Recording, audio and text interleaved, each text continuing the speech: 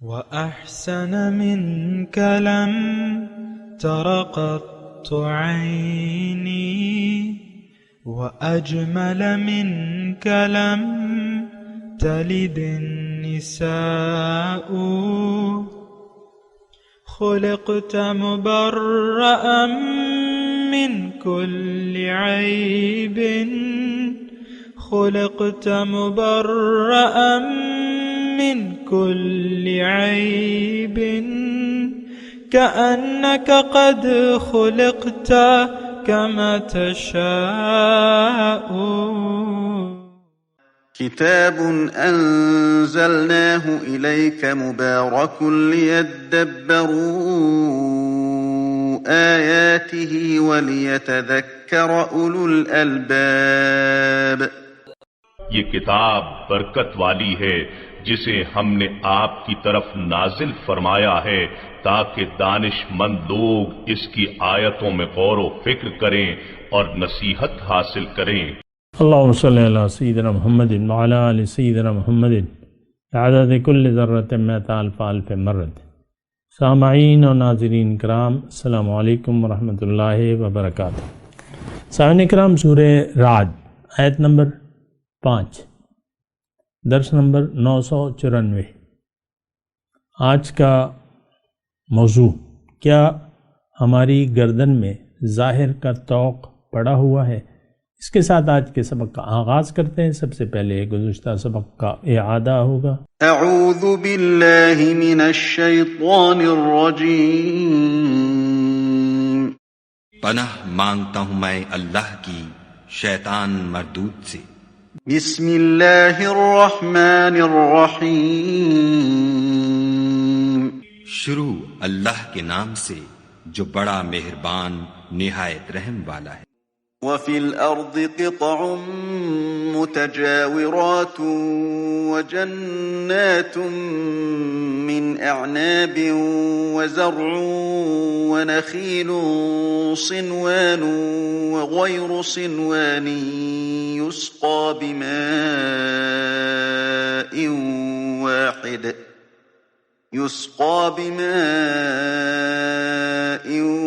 واحد ونفضل بعضها على بعض في الأكل إن في ذلك لآيات لقوم يعقلون۔ اور زمین میں کئی طرح کے قطعات ہیں ایک دوسرے سے ملے ہوئے، اور انگور کے باغ اور کھیتی اور کھجور کے درخت، بعض کی بہت سی شاخیں ہیں اور بعض کی اتنی نہیں ہوتی، باوجود کہ پانی سب کو ایک ہی ملتا ہے، اور ہم بعض میووں کو بعض پر لذت میں فضیلت دیتے ہیں، اور اس میں سمجھنے والوں کے لیے بہت سی نشانیاں ہیں۔ سامعین کرام، سورہ رعد آیت نمبر 5۔ وَإِن تَعْجَبْ فَعْجَبٌ قَوْلُهُمْ، اور اگر تم عجیب بات سننی چاہو، فَعْجَبٌ قَوْلُهُمْ یعنی اگر آپ متعجب ہو، وَإِن تَعْجَبْ اگر تمہیں عجیب لگے، فَعْجَبٌ قَوْلُهُمْ تو ان کا یہ کہنا بڑا عجیب ہے۔ اِذَا كُنَّا تُرَابًا کہ جب ہم مر کر مٹی ہو جائیں، اِنَّا لَفِي خَلْقٍ جَدِيدٍ تو کیا ہم از سر نو پیدا ہو جائیں گے۔ اولئک الذین کفروا بربہم یہ وہ لوگ ہیں جو اپنے رب کے ناشکرے ہیں۔ اولئک الاغلال فی اعناقہم اور یہی وہ لوگ ہیں جن کے گردنوں میں طوق ہیں۔ اولئک اصحاب النار اور یہی اہل دوزخ ہیں۔ ہم فیہا خالدون اور ہمیشہ اس میں رہیں گے۔ سامعین کرام، سورہ رعد ہے، مکی سورت ہے، اور اس میں بنیادی جو عقائد ہیں ان پہ اللہ تعالیٰ روشنی ڈال رہا ہے۔ دیکھیں، اس وقت جب کہ قرآن آیا، حضور صلی اللہ علیہ وسلم تشریف لائے، 3 بنیادی جو موضوعات تھے اس پر لوگوں کو یقین نہیں تھا۔ ایک اللہ تعالیٰ کی توحید پہ، دوسرا آخرت پہ، اور تیسرا رسول کی ذات پہ ان کا یقین نہیں تھا، اس کی ضرورت ہی نہیں محسوس کرتے تھے، یعنی ان عقائد کی وہ لوگ ضرورت محسوس نہیں کرتے تھے، نہ رسول کی ان کو ضرورت محسوس ہوتی تھی، نہ توحید اللہ تعالیٰ کی توحید کی ضرورت محسوس کرتے تھے، اور نہ آخرت پر یقین والی وہ زندگی گزارتے تھے۔ اور مجھے کہنے دیں کہ آج جو ہم زندگی گزار رہے ہیں اس میں یہ تینوں عقائد ہمارے نہیں ہیں۔ یہ ہماری خوش گمانی ہے اور ایک غلط فہمی ہے کہ ہم اپنے آپ کو مومن سمجھتے ہیں، جبکہ ایمان سے ہمارا دور کا بھی کوئی واسطہ نہیں ہے۔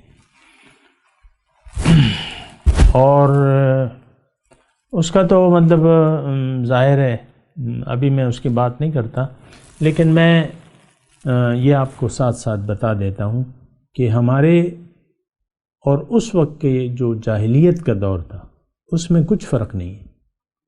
آج اس وقت ہمارا نہ اللہ کی توحید پر یقین ہے، نہ ہم کرنا چاہتے ہیں، نہ اس وقت رسالت کی ہم ضرورت محسوس کرتے ہیں۔ عقیدہ آخرت کے تو ہم انکاری ہیں عملی طور پہ۔ ہم سب لوگ ظاہر کے لیے زندگی گزار رہے ہیں، ہم سب لوگ نفس کو معبود بنا کے نفس و شیطان کی ہوائے نفس پر کے مطابق زندگی گزار رہے ہیں، اور رسول کے اسوہ حسنہ کو نظر انداز کر کے ہم زندگی گزار رہے ہیں۔ یہ بہت تکلیف دہ بات ہے اور بہت نقصان دہ بات ہے۔ اگر اس کو آپ محسوس کریں، سوچیں، سمجھیں تو بہت ہی نقصان دہ بات ہے، کیونکہ اصل تو آپ کی کامیابی کے ذرائع یہ تو تین ہیں کہ آپ اللہ تعالیٰ کو الہ واحد بنا لیں، ایک اللہ کی بندگی شروع کر دیں اور رسول کے طریقے کے مطابق، اور آخرت کو اپنے سامنے دیکھیں، کیونکہ آپ کا رخ آخرت کی طرف ہے، آپ کی پیٹھ جو ہے دنیا کی طرف ہے، آپ کا سامنا، آپ کا رخ آخرت کی طرف ہے۔ ہم مرنے والے ہیں، ہم مرنے والے ہیں، تو موت کو سامنے رکھ کر زندگی گزاریں اور موت کی تیاری میں زندگی گزاریں۔ موت کے بعد موت نہیں ہے بلکہ ایک زندگی شروع ہوگی، اور وہ حقیقی زندگی ہے، اصل زندگی وہ ہے۔ آج میں اپنے آیت کے مضمون کی طرف آتا ہوں۔ اس میں مضمون کیا ہے؟ اللہ تعالیٰ فرما رہا ہے کہ یہ بڑے تعجب کی بات ہے کہ لوگ میری طاقت پر یقین ہی نہیں کرتے۔ میری طاقت تو ان کے سامنے ہے، ہر وقت میری قدرت، میری طاقت ان کے سامنے ظہور پذیر ہوتی رہتی ہے۔ ابھی جو ہم مضمون پڑھ رہے ہیں سامنے کرام، آگے بھی جو مضمون آ رہا ہے، پیچھے بھی جو مضمون ہے، وہ سب اللہ تعالیٰ کی صفات کا ہے مضمون، اللہ تعالیٰ کی قدرتوں کا ہے، اللہ تعالیٰ کی ربوبیت کا ہے۔ مثال کے طور پہ جو گزشتہ ہم نے آیت پڑھی تھی کہ وَفِي الْأَرْضِ قِطَعٌ مُتَجَاوِرَاتٌ وَجَنَّاتٌ مِّنْ أَعْنَابٍ وَزَرْعٌ وَنَخِيلٌ صِنْوَانٌ وَغَيْرِ صِنْوَانٍ يُسْقَىٰ بِمَاءٍ وَاحِدٍ۔ اس میں اللہ تعالیٰ نے بتایا تھا یہ ساری چیزیں کون پیدا کر رہا ہے، کس کے حکم سے بن رہی ہیں۔ ذائقہ، ہر چیز کو ذائقہ کس نے دیا ہے؟ دیکھیں یہ وہ باتیں ہیں جس پہ ہم غور نہیں کرتے۔ آم کو آم کا ذائقہ کس نے دیا؟ آم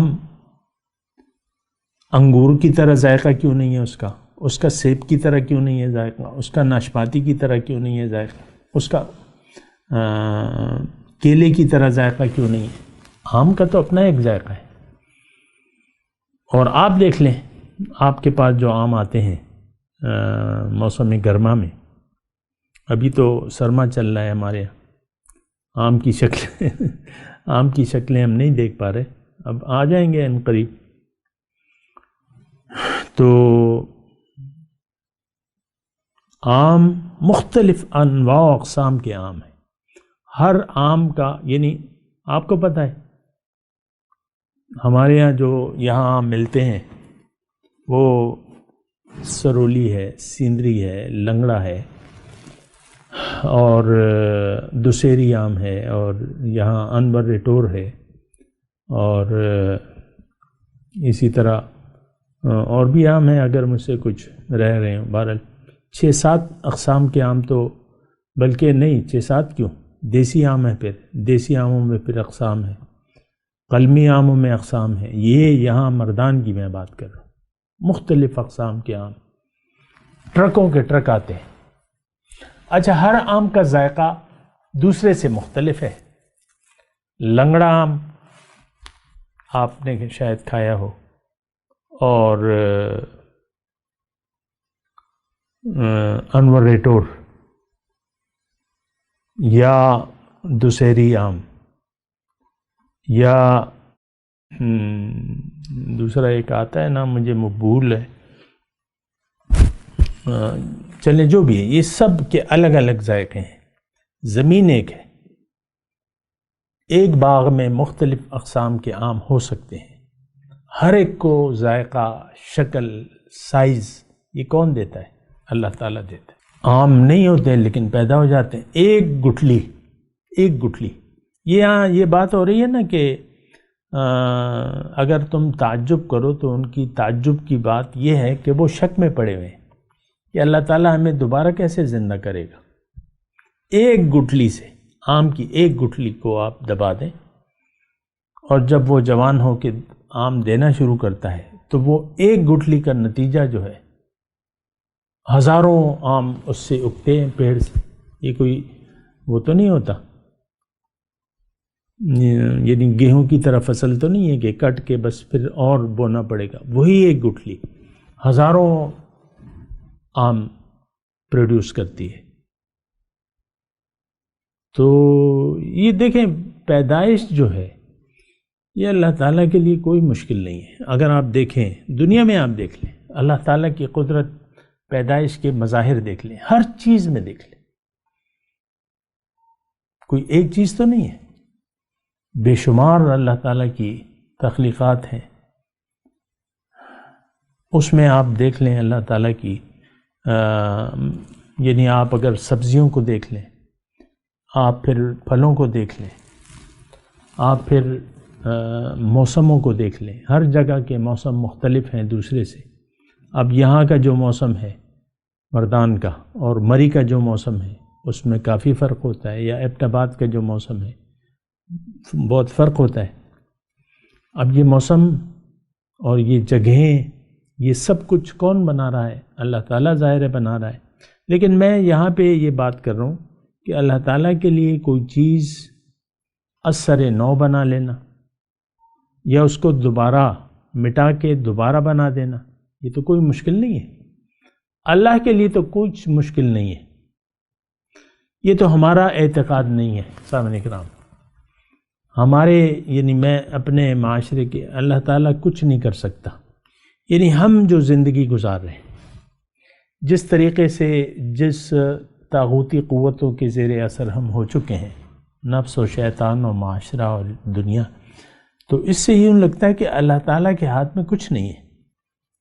ہم نے جو کر لیا، میں نے اپنے زور و بازی سے جو تعلیم حاصل کر لی، جو کاروبار کر لیا، اس میں محنت کر لی، سارا بھروسہ ہمارا اس پر ہے۔ تو یہ ایک بڑی خطرناک مطلب ایک ذہنی کیفیت ہے کہ ہمارا ظاہر پہ اعتماد ہے اور اللہ پہ جو اعتماد ہونا چاہیے وہ نہیں ہے۔ اور مومن تو اللہ ہی پہ بھروسہ کر کے زندگی گزرتی ہے اس کی۔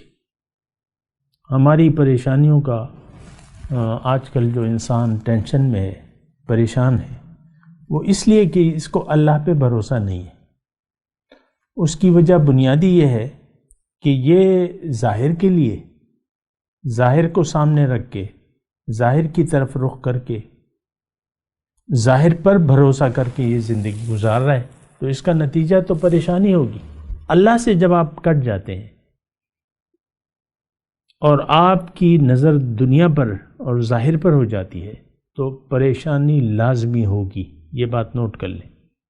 اکثر لوگ ہمارے یعنی یہ پریشانیوں کا حل یا وظائف کے پیچھے پڑے رہتے ہیں، یا ایسے قسم کے یوٹیوب پہ آپ دیکھتے ہیں ہمارا خود ایک کلپ ہے ڈپریشن، تو درس قرآن یعنی میں ویسی ایک بات کروں، درس قرآن ہمارا پڑھا ہوا ہے یوٹیوب پہ، وہ 10 مہینوں میں ایک ویور نہیں ہے اس کا، لیکن جو ڈپریشن کا ہم نے موضوع بنا کے کہ ڈپریشن کیوں ہوتا ہے یا اس کا علاج کیا ہے، وہ تقریباً آج تک کوئی 20,000 لوگ دیکھ چکے ہیں اسے،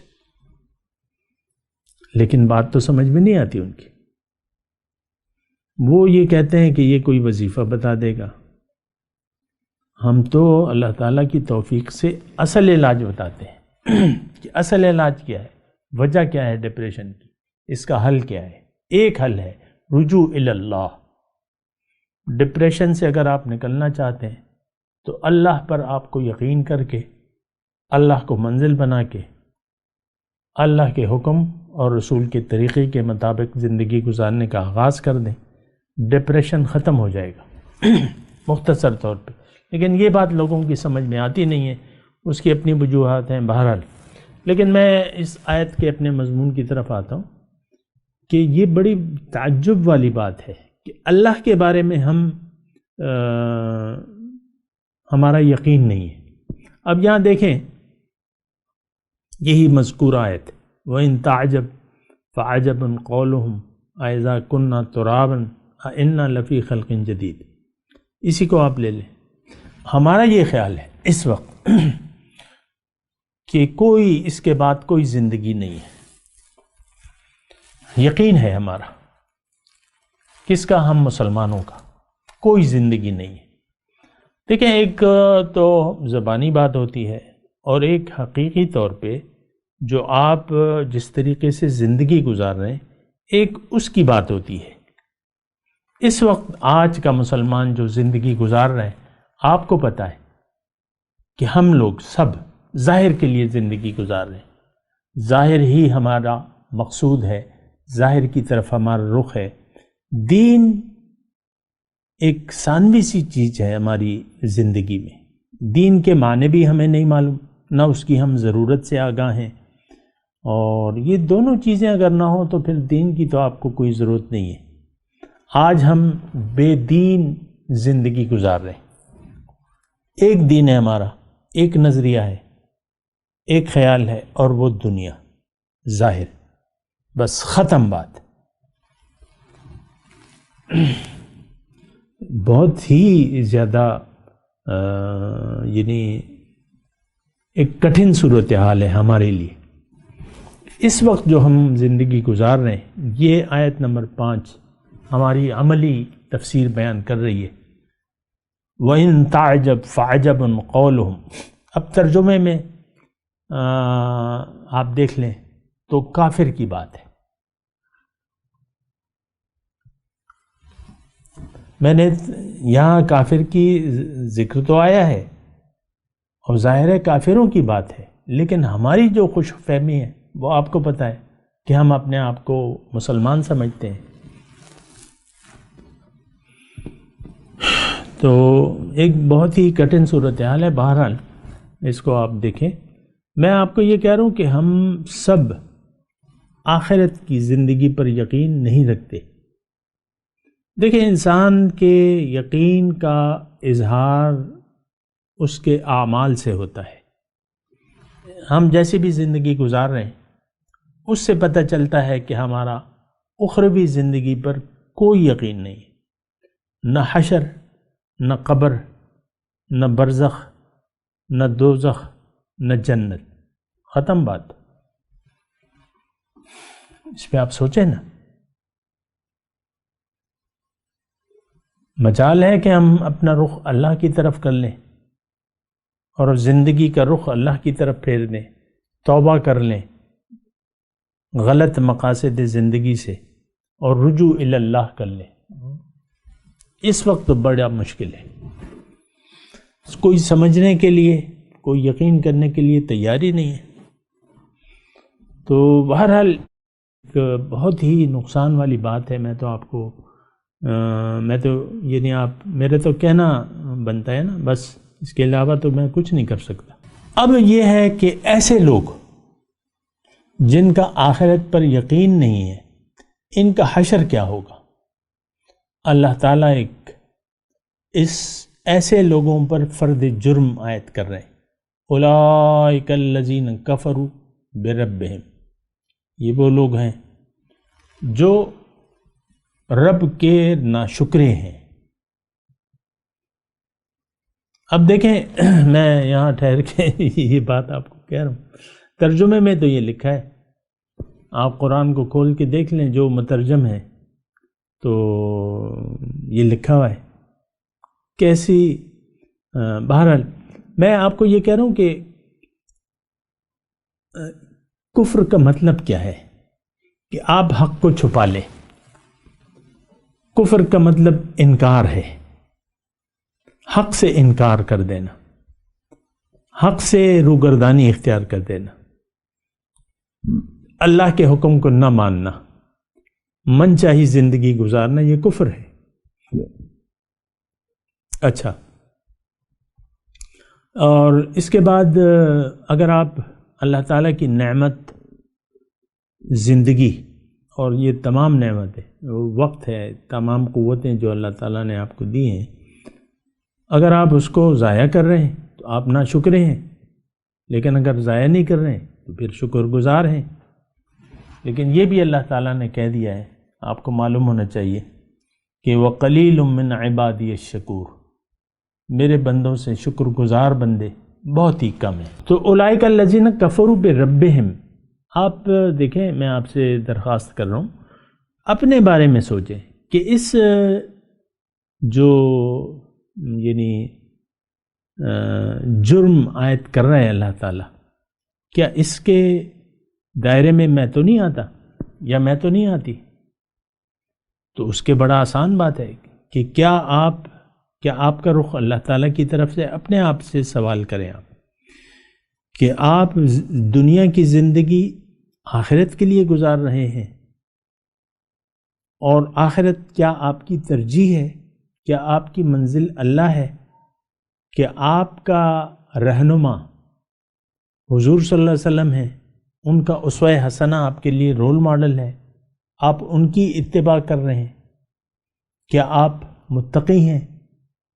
اگر ان تمام سوالات کا جواب ہاں میں ہے تو آپ پہ یہ فرد جرم عائد نہیں ہوتی۔ آپ مومن ہیں، آپ متقی ہیں، آپ صاحب ایمان ہیں، اور آپ کے لیے جنت ہے، یہ بات نوٹ کر لیں۔ لیکن اگر ایسا نہیں ہے، زندگی کا مطلب آپ نے غلط لے لیا ہے، اگر آپ کا رخ ظاہر کی طرف ہے، اگر آپ کا مقصود، محبوب، مطلوب دنیا ہے، اگر آپ اللہ تعالیٰ کی نعمتوں کو بے جا استعمال کر رہے ہیں، ضائع کر رہے ہیں، اس کو زندگی کو ضائع کر رہے ہیں، اگر آپ اپنے پیغمبر کو نہیں پہچانتے، اگر اللہ آپ کا الہ واحد نہیں ہے، اگر آپ کا اللہ مقصود نہیں ہے، محبوب نہیں ہے، مطلوب نہیں ہے، تو پھر یہ فرد جرم آپ پر عائد ہوتی ہے۔ اولئک الذین کفروا بربہم، یہ وہ لوگ ہیں جو اپنے رب کے ناشکرے ہیں۔ دیکھیں، قرآن کو سمجھنے کی کوشش کریں۔ مجھے کیا پڑی ہے خواہ مخواہ میں کسی پر الزامات لگاتا رہوں اور یعنی ان کی ناراض کرنے کی باتیں۔ اب ظاہر ہے کسی مسلمان کو آپ کافر قرار دیں گے عملی طور پہ تو وہ خوش تو نہیں ہوگا، لیکن پھر بھی وہ اپنے کفر پر اڑا رہے گا۔ یار چھوڑو یار اس کی باتیں، یہ تو بس لگا ہوا ہے، کچھ کہتا رہتا ہے۔ اور بہرحال اللہ تعالیٰ پھر فرما رہے ہیں اولئک الاغلال فی اعناقہم، ان کے یہی وہ لوگ ہیں جن کی گردنوں میں طوق ہیں۔ طوق کا مطلب کیا ہے؟ طوق جب گلے میں ڈال لیں تو پھر آپ ایکسٹرا موومنٹ نہیں کر سکتے۔ یہ کالر لگاتے ہیں نا، کسی کی گردن میں کچھ ہو جائے، تکلیف ہو جائے تو پھر ایک کالر لگا دیتے ہیں، اور کالر بھی مختلف، ایک بالکل مطلب آپ کو یعنی یہ چین جو ہے اس کو آپ نیچے نہیں کر سکتے۔ تو یہی طوق بھی اسی طرح ہوتے تھے، گلے میں مجرموں کے طوق ہوتے تھے۔ لیکن یہاں پہ اللہ تعالیٰ فرما رہا ہے کہ ان کے گلوں میں، گردنوں میں طوق ہیں، اور یہی طوق قیامت کے دن آپ کے گلوں، آپ کے اس میں ہوں گے۔ یعنی ظاہر ہے، دیکھیں آخرت میں تو کیا ہوگا، جو آپ نے یہاں کیا کرایا وہ آخرت میں ہوگا، اس کے علاوہ تو کچھ بھی نہیں ہوگا۔ یہ طوق ہم نے اپنے گلے میں ڈالے ہوئے ہیں۔ آپ کو پتہ ہے ہمارے گلے میں اس وقت ظاہر کا طوق ہے، ظاہر کا ایک دھوکہ ہمیں لگ گیا ہے اور ظاہر کے پیچھے ہم دوڑ رہے ہیں۔ ہمارے گلے میں طوق ہے ظاہر کا، اور پھر اس کی تفصیلات ہیں، پھر آپ کی شخصیت کا بت ہے۔ آپ نے اپنا ایک سٹیٹس بنا لیا ہے، یہ میری تصویر ہوگی، میں ایسا ہوں گا، میں داڑھی نہیں چھوڑوں گا، میں رسول کا اتباع نہیں کروں گا، مجھے کوئی ضرورت نہیں ہے، اور بس ظاہر کو آپ نے منزل، تو یہ ایک ظاہر کا طوق ہے۔ اول تو وہ ظاہر کا طوق میں نے آپ کو کہا نا، پھر اس میں آپ کی شخصیت آ جاتی ہے، پھر مختلف جو عوارض آپ کے ساتھ لاحق ہیں، آپ کا کاروبار ہے، آپ ایک ڈاکٹر ہیں، آپ بڑے سائنٹسٹ ہو گئے، یا مثال کے طور پہ بڑے ڈاکٹر ہو گئے، اور ایک خاص مقام آپ کو اللہ تعالیٰ نے دے دیا دنیا میں، اور بس پیسے بن رہے ہیں، آ رہے ہیں، جا رہے ہیں، یہ ہو رہے ہیں، بس یہ ایک طوق ہے۔ اس کے علاوہ آپ پھر سوچ نہیں سکتے، یہ آپ کے گلے کا طوق بن گیا۔ یہ بڑا فزیشین ہے، بڑا سرجن ہے، تو یہ آپ کے گلے کا طوق بن گیا۔ ظاہر ہے، دیکھیں وہ بنیادی طوق تو وہی ظاہر کا ہے، ہم وہ پھر اس میں جو وہ بچے ہیں اس طوق کے اندر ہوتے ہیں۔ بڑا طوق ہے ظاہر کا، ظاہر کا دھوکہ آپ کو لگ گیا ہے، آپ بہت بڑے دھوکے کا شکار ہو گئے۔ تو پھر کیا ہوگا؟ آپ کا انجام کیا ہے؟ اگر آپ مومن ہیں تو آپ کا انجام تو دنیا ہے، یہ میں آپ کو کہہ رہا ہوں، آگے آئے گا مضمون۔ لیکن اگر آپ کے گلے میں ظاہر کا پٹا پڑا ہوا ہے اور آپ ظاہر کے سحر میں گرفتار ہیں، تو آپ اہل دوزخ میں ہیں اور ہمیشہ اس میں رہیں گے۔ ہم فیہا خالدون۔ تو یہاں جو اس آیت کا جو لب لباب یہی ہے کہ یہ بڑی تعجب والی بات ہے کہ بتوں سے تجھ کو امیدیں، خدا سے نا امیدی، مجھے بتا تو صحیح اور کافری کیا ہے۔ تو ہماری تو تمام امیدیں بتوں سے لگی ہوئی ہیں، ظاہر سے ہماری امیدیں وابستہ ہیں۔ آپ دیکھ لیں، میں تلاوت کرتا ہوں، میرے ساتھ دہرائیے۔ اعوذ باللہ من الشیطان الرجیم، بسم اللہ الرحمن الرحیم۔ وَإِن تَعْجَبْ فَعَجَبٌ قَوْلُهُمْ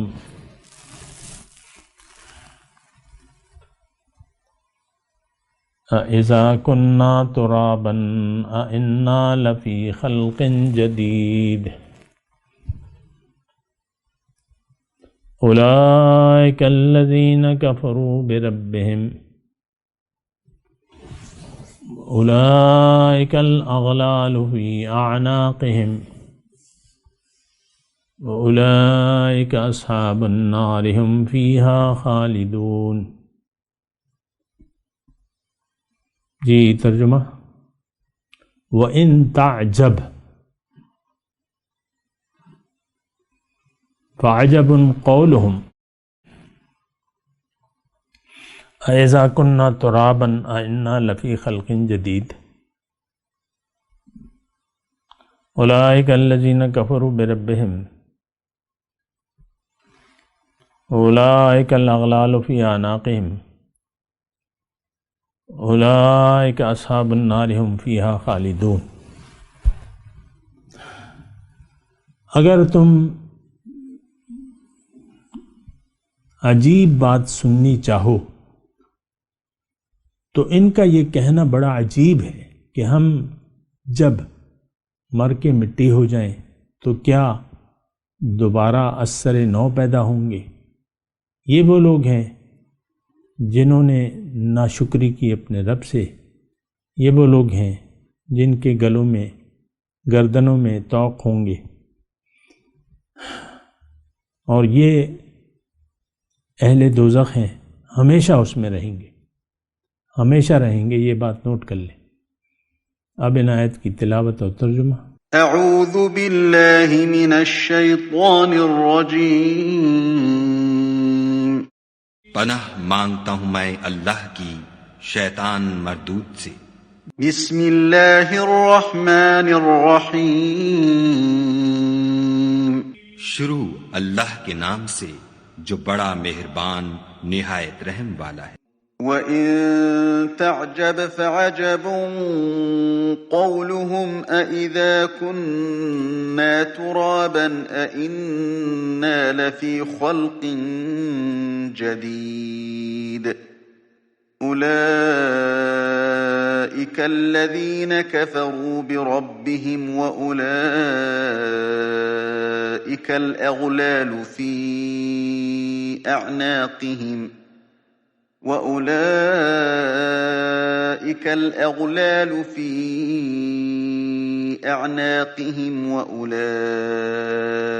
أَصْحَابُ النَّارِ هُمْ فِيهَا خَالِدُونَ۔ اگر تم عجیب بات سننی چاہو تو کافروں کا یہ کہنا عجیب ہے کہ جب ہم مر کر مٹی ہو جائیں گے تو کیا از سر نو پیدا ہوں گے؟ یہی لوگ ہیں جو اپنے پروردگار سے منکر ہوئے ہیں، اور یہی ہیں جن کی گردنوں میں طوق ہوں گے، اور یہی اہل دوزخ ہیں کہ ہمیشہ اس میں جلتے رہیں گے۔ اس کے ساتھ ہی آج کے درس کا وقت اختتام کو پہنچا۔ اگلے درس میں انشاءاللہ پھر ملاقات ہوگی۔ وآخر دعوانا ان الحمدللہ رب العالمین، والسلام علیکم ورحمۃ اللہ وبرکاتہ۔